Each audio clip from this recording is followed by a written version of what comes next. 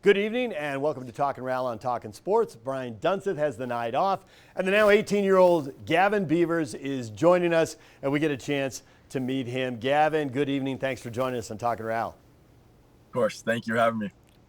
You are an 18-year-old goalkeeper, and it's been roughly a 3-year journey for you from playing soccer like a lot of other kids coming through middle school to going to an academy, to going to the Monarchs, to going to RSL, to going into the starting lineup, and now you're doing TV interviews.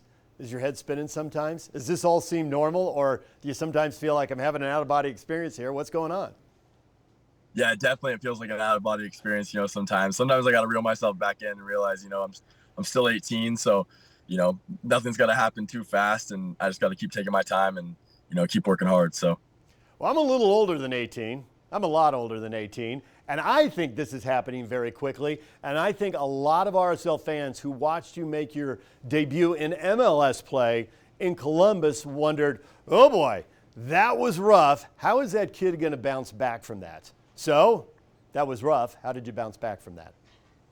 Yeah, I mean, the thing is, it happens. It's part of the game. And I feel like, you just got to keep your head level and just keep working. I mean, there's always the next day and there's always the next game. So, just keep doing your thing and results are going to come. It takes time. So just making sure that, I didn't get too down on myself and, it was a great experience. I mean, at the end of the day, I played in the MLS and, made one of my dreams come true. So just making sure that, I kept working and it's been positive after that for the most part.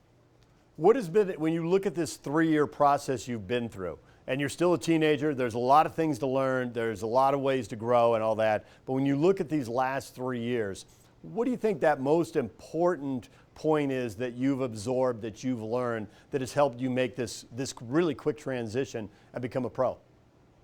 Yeah, I feel like short-term memories has been really big. I mean, not every game you're going to have a shutout. Not every game you're going to make every save.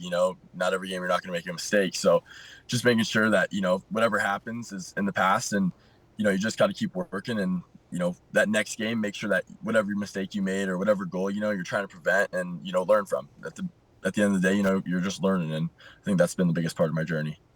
Your dad played soccer and played at a pretty high level. Is that something you picked up from him at an early age, or is that something that you had to learn during these last few years? Or is this something he taught you when you were in the second grade and you've known it forever?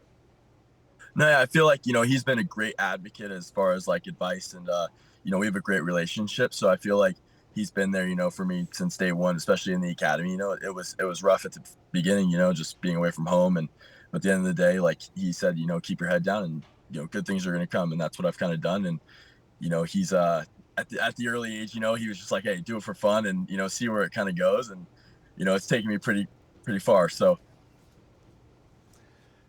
Explain to folks your dad's background and then how that did or didn't influence you. Because I think people have a lot of assumptions about kids who hit it really big in sports and, how much they get from the parents, both, just the physical traits you can inherit, but then also the things you're taught going along.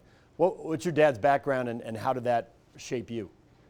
Yeah, so he played in high school, and he was actually pretty good. So he played for the ODP team and went out the state team back then, and that was big in California. So he's from Oakland, and he ended up going to University of Portland for I believe it was a year, 2 years, and then he transferred to University of San Francisco, which was where my mom was at, and so he ended up playing there, and he did really well, but then the MLS wasn't really big by the time he graduated, so he was like, all right, I'm gonna just go to work and kind of do that things. But yeah, I mean, he played sweeper, so he's not really a big goalkeeper, and doesn't really know like the ins and outs, but he's learned a lot, and same with my mom. My mom even, she's always like watching the games and like, oh, do you think you could have saved that? I'm like, all right, mom, like, let's reel it back a little bit, so. So your mom's got a ballet background, and so that is athletic. It's not the competitive sports we think of, and yet obviously there's a lot of athleticism in there. So that probably helps you. But I also think that gets really competitive, takes a lot of discipline. You have to push yourself. You're nodding. This is your whole childhood, right? Mom was on point all the time? Yeah, my mom, she was actually like Claire in the Nutcracker in the San Francisco Ballet, which like theirs, is really big. So, she's always been like, you do what you want to do and you have fun doing it. So she's super competitive, so we always, if we're doing anything family related, anybody wants to win, so it's always been nice. What is the transition like? And I've always thought this is one of the trickiest things. One day you're playing club soccer, then you're in an academy, then you're in a professional situation with the Monarchs, but there is a recognition that the guys are younger. But then suddenly you're walking into a professional locker room and guys are in their 30s, they're married with kids, there's a lot of money and reputation at stake. And so when you walk into a locker room, the soccer aside, how do you fit in? What do you do to make sure you fit in with the group? How do you handle that? Yeah, I feel like, first off, you have to, give respect to get respect. So, just being respectful to them and, like introducing yourself, giving a good handshake, like my dad taught me, and, just kind of, being friends with them. At the end of the day, like, we're all there, we want to win, we want to succeed. So just making sure, have a good relationship with them, talk with them, say hi in the morning. And yeah, but it's definitely been a process. It takes a bit getting used to, especially coming from the academy, to Monarchs and then first team, so, it goes up by age, like the average. So it's been really good. So who has helped you out? Who's taken you under you can't have the same relationship with all 30 guys. No, there aren't enough hours in the day. Are there a couple people who've really looked out for you? Yeah, I feel like, my goalkeeper coach, Mirza, he's been with me since day one, and he's been, really good, like just teaching me everything. I wouldn't be where I'm at without him and Nacho. So it's been really, really good. And then like player wise, Demir's been great. Zach McMath's been great.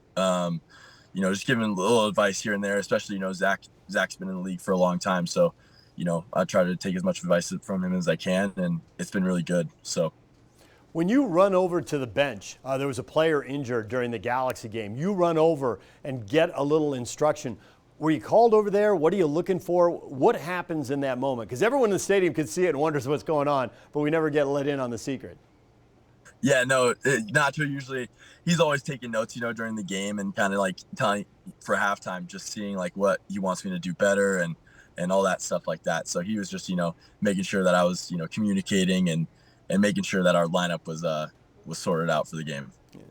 So when you're getting coached and when they're going over video, what is the biggest challenge for you? What will 19-year-old Gavin Beavers look back at and think, man, 18-year-old Gavin Beavers should have known this, but I'm glad 19-year-old does. What do you have to improve? Yeah, I feel like, just playing games, right? Like you gain experience, and, I feel like that's something that I don't have as much of, just being younger naturally. So, I think 19-year-old Gavin, just like feet wise and just knowing when to play out and knowing when to go long type thing. So, hopefully 19-year-old Gavin will look back and, realize he did better. So. Did you watch a lot of MLS before you started playing in it? Not everybody your age is watching a lot of sports. They just watch a clip, watch a highlight. I'm curious if you had a chance to go up against anybody you thought, that guy, I've been watching that. I can't believe I'm on the field with him. Yeah, no, for sure. I mean, Darlington Nagme in the Columbus game, I've heard that name for a long time now. So, it's been awesome. Just like even Puig, last night. So just seeing those big time names, and being able to play against them has been super cool. All right. Well, Gavin, we appreciate the time. We love watching your progress here and how things go, and good luck going forward. We appreciate it. Thank you so much. Gavin Beavers, RSL's 18-year-old goalkeeper. And right now, the part he probably wants us to turn his head from, because it's not the saves of the week, it's the goals of the week.